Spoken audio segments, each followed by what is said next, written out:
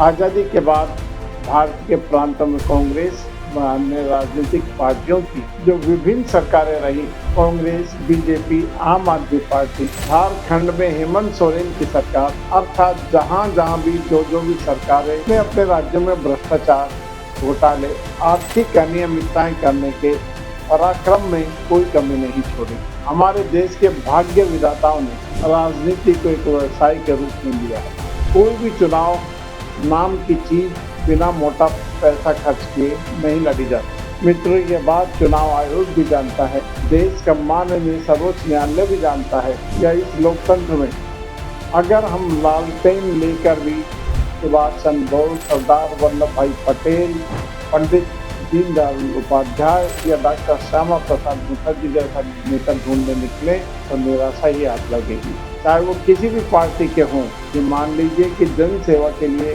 करोड़ों करोड़ों रुपए खर्च करके कोई भी राजनीति में नहीं जाता है।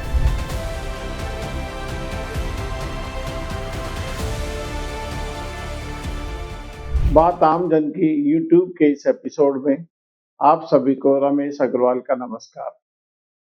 मित्रों, पिछले एपिसोड में हमने कांग्रेस सरकार और लालू प्रसाद यादव द्वारा केंद्रीय रेल मंत्री रहते हुए और बिहार में लालू प्रसाद यादव एवं उनके परिवार के सदस्यों ने मुख्यमंत्री रहते हुए केंद्रीय रेल मंत्रालय एवं बिहार में किए गए महा घोटालों की चर्चा की और राज्यों में जहां जहां कांग्रेस की सरकारें रही, वहां कांग्रेस के भाग्य विधाताओं के द्वारा उनकी जितनी क्षमता रही, उनको ऊपर से जितना घोटाला करने की परमिशन थी, उतना घोटाला उन सब लोगों ने अपने अपने राज्यों में किया।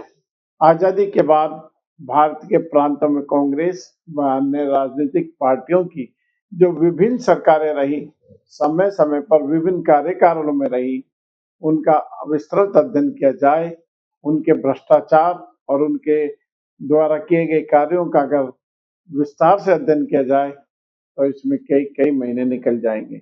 अलग अलग प्रांतों की सरकारों में Congress, BJP, Aam Aadmi Party, ADMK, DMK, Rajad, Telangana में टीआरएस, महाराष्ट्र में शिवसेना, पंजाब में शिरोमणि अकाली दल, अरुणाचल में National People's Party of Arunachal, Uttar Pradesh में समाजवादी पार्टी और बहुजन समाज पार्टी, कर्नाटक में जनता दल, उड़ीसा में बीजू जनता दल, झारखंड में हेमंत सोरेन की सरकार, अर्थात जहां भी जो भी सरकारें उस काल में रही, उन सभी सरकारों ने अपने अपनी हद में अपने अपने राज्यों में भ्रष्टाचार, घोटाले, आर्थिक अनियमितताएं करने के पराक्रम में कोई कमी नहीं छोड़ी। शायद ही भारत की कोई ऐसी राजनीतिक पार्टी हो जो गंगा जी में खड़े होकर ये कह सके कि हमारी सरकार के कार्यकाल में हम एक पैसे के भी भ्रष्टाचार के दोषी नहीं हैं।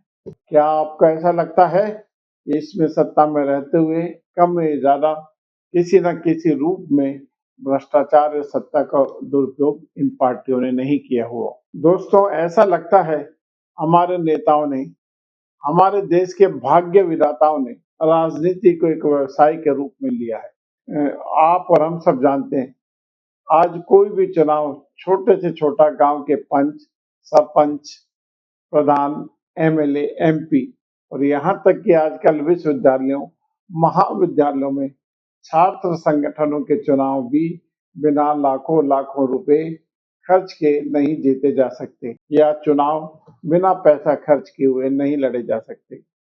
इन चुनाव में जीत हार तो बात की बात है। कोई भी चुनाव नाम की चीज बिना मोटा पैसा खर्च किए नहीं लड़ी जा सकती। फिर एमएलए और एमपी के चुनाव आप और हम सब कल्पना नहीं कर सकते कितने कितने करोड़ रुपए खर्च करके लड़े जाते हैं। जो व्यक्ति एमएलए, एमपी और प्रधान के चुनाव जीतते हैं, वो व्यक्ति सच में कितना पैसा खर्च करते हैं, जिसमें सभी पार्टी के लोग शामिल हैं, शपथ पत्र भी देते हैं, कितनी सौगंध खा लें, चुनाव आयोग कितनी ही इन पर शक्तियां कर ले, ये राजनेता चुनाव में खर्चे का सही आंकड़ा कभी नहीं दे सकते। मित्रों, ये बात चुनाव आयोग भी जानता है, देश के महामहिम राष्ट्रपति भी जानते हैं, देश का माननीय सर्वोच्च न्यायालय भी जानता है, आप और हम सब भी जानते हैं और मजाल है कि इनके खिलाफ कोई ठोस कार्रवाई हो सके। भारत के मुख्य चुनाव आयुक्तों में 1990 से 1996 तक टी.एन. शेषन का एक उदाहरण है, जिन्होंने चुनाव लड़ने वाले विभिन्न प्रत्याशियों के खर्चों पर कड़ा नियंत्रण किया। चुनाव आचार संहिता को कागजों से मैदान पर लाए। हाल ही अप्रैल 2026 में बंगाल में विधानसभा के 2 प्रत्याशियों, एक कलिता मांझी जो दूसरों के घरों में नौकरानी का काम करती है, इनकी मासिक आय ज्यादा से ज्यादा 3 से 4 हजार रुपए प्रति माह होगी। ये बीजेपी के टिकट पर बंगाल के पूर्वी बर्धमान जिले की ग्राम विधानसभा सीट से चुनाव जीती है। 2021 में भी इन्होंने बंगाल विधानसभा का चुनाव बीजेपी के टिकट पर लड़ा था और 2021 का विधानसभा चुनाव वो हार गई, क्योंकि उस समय बंगाल में चुनाव कितने फेयर हुए थे। ममता दीदी सत्ता में थी, उनके सामने कोई छोटा मोटा कैंडिडेट तो वैसे ही नहीं जीत सकता था। बंगाल से ही दूसरा प्रत्याशी है चंदना बावरी, जो बांकुरा की सालोत्रा सीट से बीजेपी के टिकट पर 2026 में विधानसभा का चुनाव जीती है। इनके पति मात्र 400 रुपए प्रतिदिन की दहाड़ी मजदूरी करते हैं। ये दोनों महिला प्रत्याशी कितना पैसा खर्च कर पाई होंगी चुनाव में और इनके पास कितना पैसा होगा।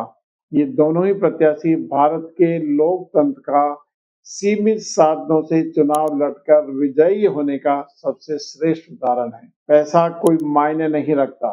अगर आप जनता के दिल में हैं तो जनता भी आपको सिर माथे पर बिठाने में कोई कोर कसर नहीं छोड़ती, भले ही आप उनके घर के काम करने वाली महिला ही क्यों ना हो।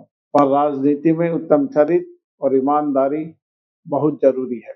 मित्रों, ये देश में फैले हुए विभिन्न तरह के भ्रष्टाचार की कथा इतनी लंबी है कि इसका जितना गुणगान करो उतना ही अमर बेल की तरह बढ़ती ही जाती है। आज के युग में या इस लोकतंत्र में अगर हम लालटेन लेकर भी सुभाष चंद्र बोस, सरदार वल्लभ भाई पटेल, पंडित दीनदयाल उपाध्याय या डॉक्टर श्यामा प्रसाद मुखर्जी जैसा नेता ढूंढने निकले तो निराशा ही हाथ लगेगी, क्योंकि आज अधिकांश लोग जो भी राजनीति में जाते हैं, चाहे वो किसी भी पार्टी के हों, ये मान लीजिए कि जन सेवा के लिए करोड़ों करोड़ों रुपए खर्च करके कोई भी राजनीति में नहीं जाता है। जैसे हम कोई भी व्यापार करें और उसमें 1 रुपया खर्च करते हैं, तो जब तक उसका 1.25 रुपया वापस नहीं आ जाए तो व्यापार सफल नहीं माना जाता, उस दुकानदार को सफल नहीं माना जाता है। इसकी राजनीति नहीं, एक धंधा हो गई है।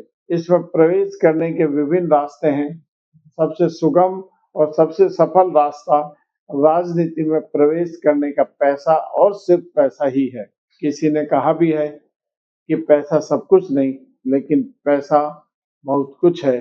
फिर राजनीति इससे अछूती कैसे हो सकती है। मित्रों, राजनेता किसी भी party, Congress, BJP, Rajad, Trinamool, BJD या अन्य किसी भी पार्टी का हो, आज कोई भी राजनीति में सिर्फ और सिर्फ या जन सेवा के लिए नहीं जाता है। आप और हम सब के लिए ये कटु झूठ व फरेबी है कि भैया हम तो राजनीति में सेवा के लिए आए हैं, हम तो राजनीति में एमपी और एमएलए आप सबकी सेवा के लिए बनना चाहते हैं, आप सबकी सेवा के लिए प्रधान बनना चाहते हैं। और इसके बाद अगर वह चुनाव जीत जाए तो व्यक्ति एक जुगाड़ लगाता है, कोई ना कोई मंत्री पद, कोई राज्य मंत्री पद, कोई केंद्रीय मंत्री पद, और कुछ भी नहीं तो सरकारी अर्ध सरकारी संस्थानों में, ट्रस्टों में, नगर निगम, महानगर पालिका और पालिकाओं में या अकादमियों में कहीं ना कहीं तो हमारा जुगाड़ लग ही जाए और ऐसे में मालाईदार पद मिल जाए